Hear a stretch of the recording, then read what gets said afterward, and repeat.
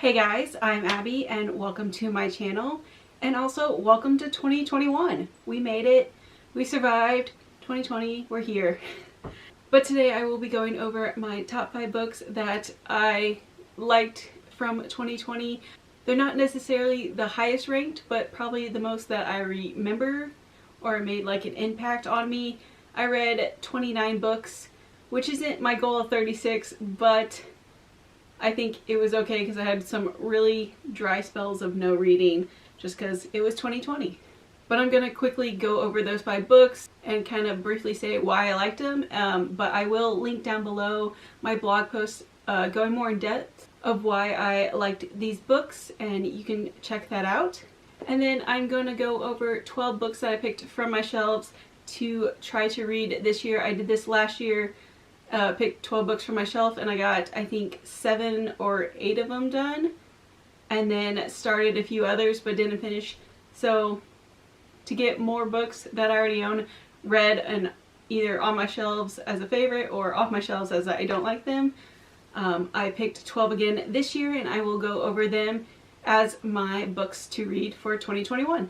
So as I said, I'm going to start with my 5 books that I kind of liked the most from 2020, and starting off I'm going to mention Can You Keep a Secret by Sophie Consuela. This was recommended by 2 of my sisters, and because they've read other books of hers, and I loved it. I read it after some really serious books, and this is just like lighthearted, funny. I laughed out loud many times reading this book.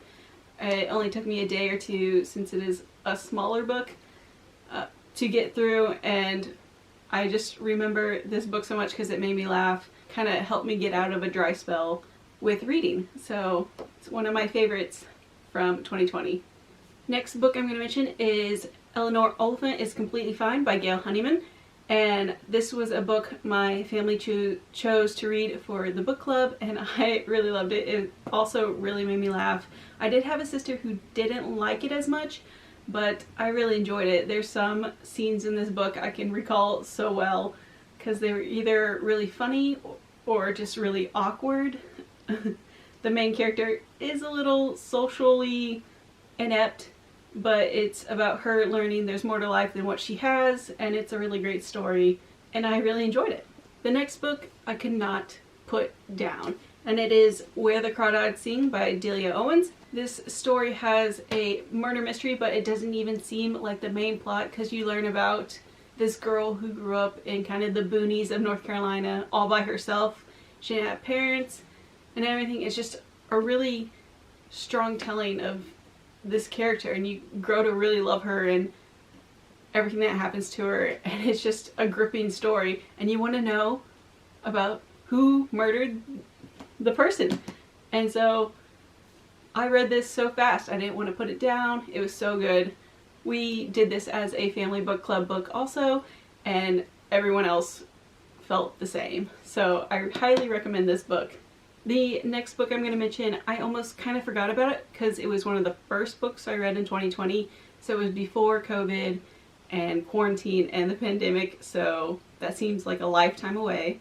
But it is Educated by Tara Westover, and this is such an amazing weird tale of how, it's a memoir of how she grew up in Idaho and the different strange ways she grew up. It really just makes you think about your childhood and the different things she goes through. It's such a gripping story, and I thoroughly enjoyed it, and I'm glad I looked back at my list of books I read because I definitely had to add this to the books that I liked the most out of 2020, even though I almost forgot about it because it was so long ago that I read this. That's what a quarantine will do to you. But yeah, highly recommend Educated. It's one of the bestsellers from last year, from 2019 I think also. So recommended by many people. If you haven't read it yet, I would get on the train. And the last book I'm going to mention is also a family club book that we picked, but we picked it in October because it is a little more Halloweenish themed, and it is Ninth House. And I enjoyed this a lot more than I was expecting. I thought I had heard so much about this, I was gonna hype it up more in my mind, but I really enjoyed it. I really enjoyed learning about the societies in here and all the secret ways they use magic in different ways. And I really want to try some more books by this author. I've heard some other ones that are supposed to be better than this one, and I enjoyed this one. I can't wait for the next book in the series to come out. So since I liked this one so much and her writing and her storytelling, I definitely want to try out some of her other series. So that was the 5 books that I recommend that I read in 2020, and now I'm going to go over 12 books that I'm going to try to read in 2021. I'm only going to give a brief description of why I want to read them, or why I chose them to read this year out of all the books I haven't read on my shelves. Some of them I don't know a lot about the plot or anything, it's just it interests me from the excerpt, or I've just had it for a long time, or it's connected to another book that I read and liked. But yeah, let's get started. So the first book I'm going to mention is Beneath a Scarlet Sky by Sullivan. I picked this up at the bookstore not that long ago, but mainly because it was so pretty. I know you're not supposed to judge a book by its cover, but this one's so nice. I did look on Goodreads and it has great reviews. It has over 4 stars average, and so I'm thinking it will be a good read. It is a larger book though, but it's about a boy in World War II. He lives in Italy and helps Jews escape at first, and then for his own safety and because of his family, he has to eventually join the Nazis and becomes a personal driver for one of the top guys, and it's about him becoming eventually a spy and getting back to this girl who he fell in love with, who is a Jew. So it seems like a very epic tale and will be a good read. The next book I want to read is The Good People by Hannah Kint, and this one I bought while I was in London, probably early 2019, and it just seems really interesting. There is a child who has a lot of problems. It is set in the 1820s, so folklore comes a lot into this story, and it sounds very interesting because I always find folklore from different nations very interesting. Then they connect it to this boy and they call him a childling and that he's bringing bad luck, and so the town kind of just wants to get rid of him, but his grandmother's trying to save him. So it sounds like a really good novel just to kind of get into and reflect kind of on moral issues and what's right and what's wrong, even back then in the 1800s. So looking forward to that. The next book I'm picking to read in 2021 is actually the second book of a series, and I read the first book last year and it was on my list for 2020 to read, and that is The Children of Virtue and Vengeance. And I read The Children of Blood and Bone last year. Really liked the world and the story that the author created, and so I wanted to pick up the second book and read it to continue, and I want to see where the characters go and grow within this novel with the consequences of what happened in the first book. I'm hoping to read this kind of earlier in the year. I don't have an order to any of these books of when I want to read them, but this will probably be more to the beginning of the year because I really did like the first book. Next, I'm going to mention Never Let Me Go by Kazu Ishiguro, and I picked up this book recently actually because I have been watching Kari Can Read here on YouTube. I'll link her channel, but she has recommended this book a lot in some of the videos I've watched of hers, and from her other recommendations it seems like we have similar book taste, and so I picked this up because she praised it pretty well and it sounds very interesting. I don't know a ton of it besides of what she described in her videos, but basically it's about kids in this English boarding school and they're growing up and they reconnect and they kind of reflect on that time and how it kind of changed them and will change them in the future of being together. And so I'm really interested to get to this book and see if I like it also. Next is a book I've actually been wanting to read for a while, but I haven't bought it until recently, and that is Pride and Prejudice and Zombies. I've seen the movie adaptation, and Pride and Prejudice is my favorite movie, or my favorite book. I also love the adaptation of 2005. But this is one of the most known, popular adaptations and such of Pride and Prejudice, and I read a lot of them or continuations, so I definitely have to get around to reading this one. And since I bought it last year, now I can finally add it to my list of read this year. The next book I'm going to mention is The Mothers by Britt Bennett, and she came out with a book last year called The Vanishing Half that was a big hit.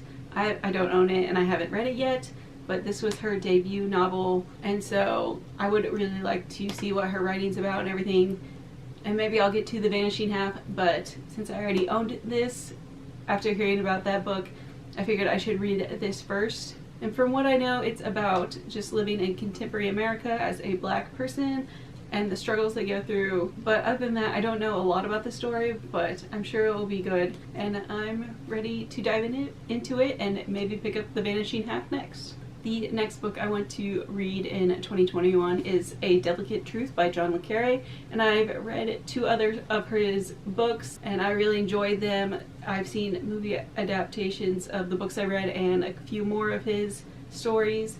He writes spy novels off of his experience being in and working for the government. He is a British writer and it talks about British spies and stuff, but many of his books cover many different decades and issues and kind of situations like the Cold War and such. And so this one's more of a newer novel of his. I think it came out in 2013, but I really liked his other books, and so I can't wait to read this one also. So the next book is The Quest by Nelson Demille. I don't know a lot about this besides that it's an adventure love story and they're looking for the holy grail of these group of people. And I almost picked a different book also called The Quest by Wilbur Smith, but I learned that that one is kind of like the 4th book of a series, so I don't own the other ones, so I didn't want to read the 4th one first.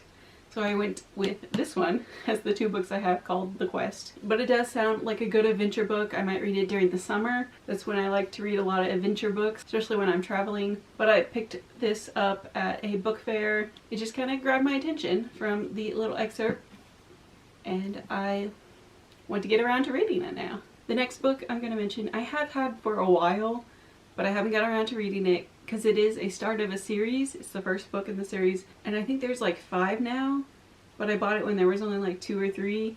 But it is The Red Queen by Victoria Avard, and the reason I'm finally deciding to pick this up and read it is because my sister has been asking about the series, and I have to tell her I haven't read it yet, and she's heard good things about it. I've heard good things about the series. That's not why I haven't gotten around to reading it.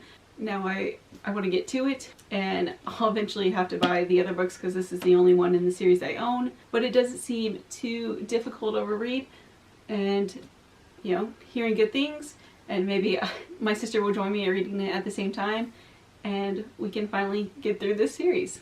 The next book I'm going to mention was like a bestseller in I think 2019, but it really caught my eye while then, and I bought it, but I haven't got around to reading it, and it is Pachinko Min Jin Lee. And lately I have been really into Korean dramas and such, and Korean history, so this one is all about a Korean family.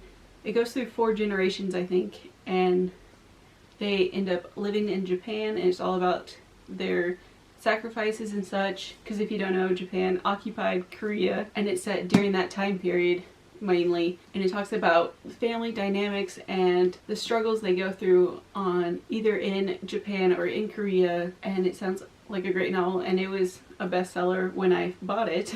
Just haven't got around to it. So, and I've heard they're making a movie out of it, and so I want to read it before then, so I'm really hoping to read this kind of early in the year, and it just seems like a great story. The next book is Choka's Journey by Heather Morris, and I read The Tattooist of Auschwitz 2 years ago, maybe less. It was in 2019, and really loved it, read it really fast, and this Choka was a character within that novel, kind of a side character, but she had a really interesting story even from the little bits that she had within it, so I'm really glad that she researched this person more and actually made a book about her story. If you don't know, this book and The Tattoo of Auschwitz is based off true stories. But yeah, excited to get to this since I loved the other one so much. It was a sad novel, and so I feel like this would also be a sad novel, and I might wait till I'm ready for a sad novel, if you know what I mean. But yeah, really interested to read more about her journey in this book. So the last book I'm going to mention, I don't know a lot about. I just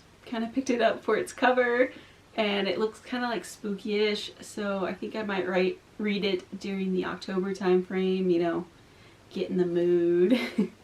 But the book is Black Rabbit Hall by Eva Chase. And as I said, I don't really know a lot about this. I know it's about an old house, I think in England, but I think it was abandoned and such by a family, and then a generation or two later come back and start, I guess, living in it, and old things come up and mysteries and such. But again, I don't know a lot. I'm basing it off excerpts of what the story's about, and on the back it relates it to like Daphne du Maurier and other kind of thriller-esque novels. So I'm hoping it will be good and like that, in perfect mood for October time. So guys, that was my top 5 picks from 2020, and then 12 books I want to read in 2021. I hope you guys enjoyed this video, and let me know down below if you've read any of these books, if you liked them or didn't, if you plan on reading some of these books for your new year. Also let me know if you have any plans for 2021, if things get better. But I will see you guys in the next video. Until then, if you want to be someone, why not be you? Bye guys.